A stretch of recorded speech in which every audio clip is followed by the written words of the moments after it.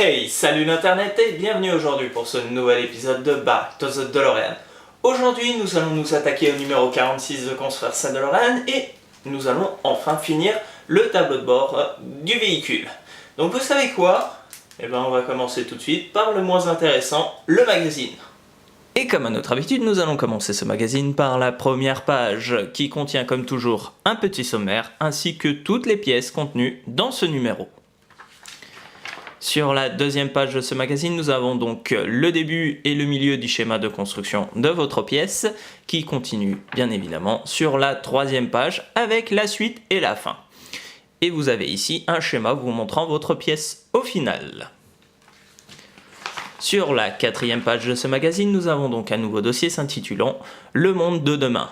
On y apprend tout simplement plus sur les scènes tournées sur le quartier Hillday. On y apprend aussi que certains véhicules volaient réellement, comme par exemple la voiture de police, qui fonctionnait grâce à un chariot élévateur. On apprend aussi que quelques petites difficultés ont été créées à ce niveau-là, à cause du fait que le véhicule était trop lourd. On y apprend aussi un petit peu plus sur le taxi, qui est tout simplement un véhicule DS3 Citroën modifié. Donc vive la France! Et on y apprend aussi que pour la faire voler, c'était tout simplement une petite maquette. Et sur la cinquième et dernière page de ce magazine, nous apprenons donc un petit peu plus sur le personnage de Griff Tannen, qui est tout simplement interprété par Thomas S. Wilson, qui a joué tous les Tannen de l'histoire de Retour vers le futur. Et sur la toute dernière page de ce magazine, nous avons donc les prochaines pièces qui seront contenues dans le prochain numéro. Et voilà pour le magazine. Et comme d'habitude, il était très intéressant ce magazine, et pourtant... Non mais qu'est-ce que c'est que ce bordel? Non, stop, rétro! Arrête tout de suite ce que tu es en train de faire, car j'ai le numéro 43 au complet, et tu vas pouvoir enfin le finir.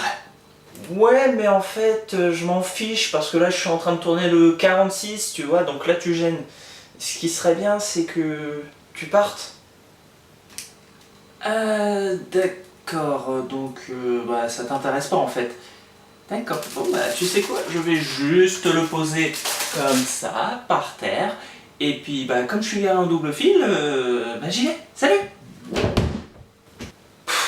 Vous savez, on est toujours dérangé quand on tourne des vidéos ici, bon, bref, on est parti tout de suite pour la construction de nos pièces. Et nous allons commencer par assembler le tableau de bord. Pour la première et la deuxième étape de ce montage, vous aurez besoin du tableau de bord du précédent épisode, ainsi que des connecteurs de tableau de bord, qui ressemblent à cette pièce-là. Repérez en dessous le petit téton se trouvant juste ici, qui devrait rentrer dans le trou se trouvant sur le tableau de bord juste ici. Donc placez votre pièce de cette manière, puis placez-la, comme ça. Puis vous pourrez ensuite, retournez votre pièce et placez une petite vis de type BP dans le trou se trouvant juste ici.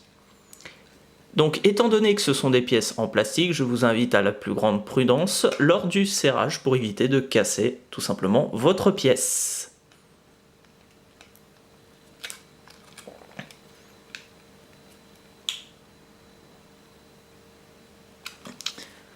Et voilà le résultat.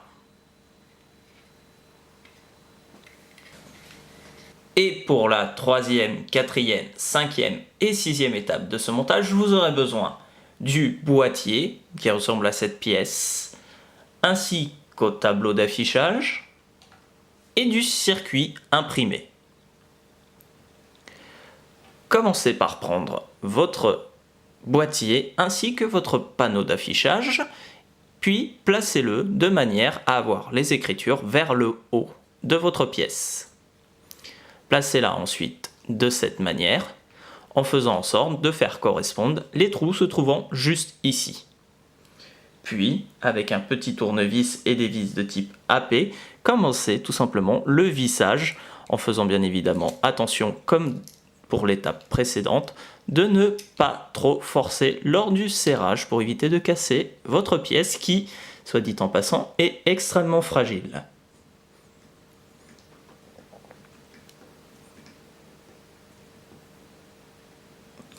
Une fois la première vis mise, passez donc à la deuxième en respectant toujours les mêmes consignes.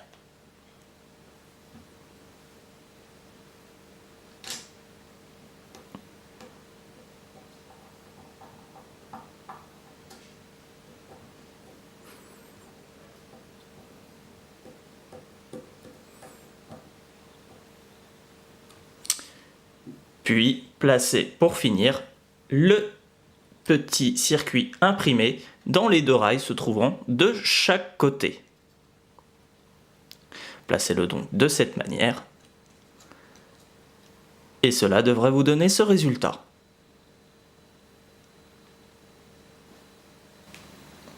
Et pour la 7e, 8e et 9e étape de ce montage, vous aurez besoin du tableau de bord du précédent épisode ainsi que du panneau d'affichage. Commencez tout simplement par placer votre petit câble jaune et blanc se trouvant juste ici dans le grand trou de votre tableau de bord. Retournez donc votre pièce, puis en tenant le circuit imprimé, placez-la comme ceci. Puis placez tout simplement votre pièce comme ceci. Retournez ensuite votre pièce et placez tout simplement deux vis de type BP dans le trou se trouvant juste ici et ici. Commencez par celui qui vous semble le plus simple d'accès. Et comme bien évidemment les précédentes étapes, priez de ne pas trop serrer pour éviter de casser votre pièce. Une fois la première vis mise, placez tout simplement la deuxième en faisant exactement la même chose que les étapes précédentes.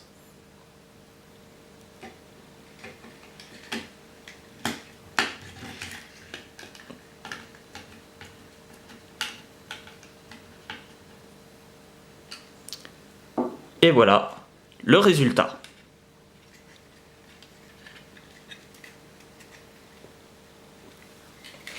Et pour la 10e étape de ce montage, vous aurez besoin du tableau de bord que vous avez monté durant cet épisode. Commencez tout simplement par le retourner de cette manière, puis repérez tout simplement les deux petits câbles blancs et jaunes que vous avez montés aujourd'hui et la dernière fois. Une fois que vous les avez repérés, il faudra tout simplement les connecter ensemble. Alors il se peut qu'il soit très difficile de les assembler. Je vous conseille donc de forcer légèrement jusqu'à ce que ça se clipse ensemble. Si je n'y arrive pas durant cet épisode, je le ferai hors cam bien évidemment.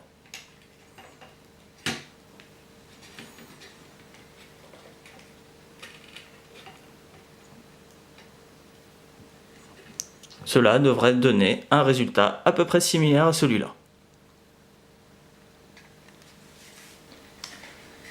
Et pour la 11e étape de ce montage, vous aurez besoin du tableau de bord de votre DeLorean que vous allez placer comme ceci, ainsi que d'un petit support que vous allez placer sur votre table.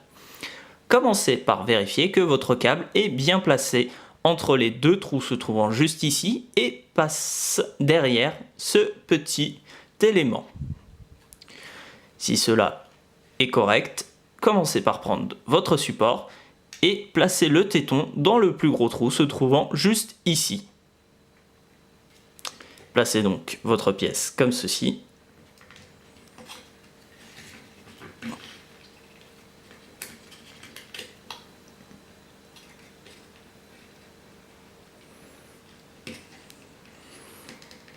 Puis, une fois cela fait, prenez une vis de type AP et placez-la tout simplement dans le trou se trouvant juste ici.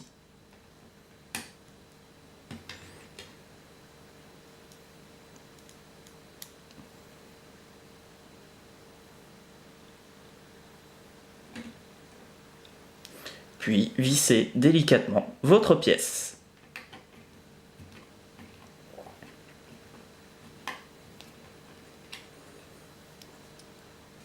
Et voilà le résultat. Et c'est comme ça qu'on termine après plusieurs heures de dur labeur la construction de cette merveilleuse pièce que voici. Alors, bon, je vais tout de suite faire l'aparté sur la petite pièce qui se trouve juste ici, le branchement des deux câbles, auquel j'ai eu quelques petites difficultés. Et en fin de compte, je me suis rendu une difficulté pour rien, parce qu'il n'y a pas de clips à mettre. C'est juste une pièce qu'on met ensemble, et c'est tout. Et je veux dire, j'ai juste l'impression que ça va se détacher au bout d'un certain temps, ce qui est pas normal en fait. Mais bon, ça a l'air d'être comme ça que ça se place. Aussi, petite chose importante à savoir, c'est de bien placer dès le départ la couleur jaune du câble avec celle de la couleur jaune opposée. C'est qu'ils soient reliés exactement pareil, parce que si vous mettez la pièce en vert, en fait, je pense que ça ne marchera pas. Bon, bref, repassons tout de suite à notre pièce et voyons ce que nous avons monté aujourd'hui.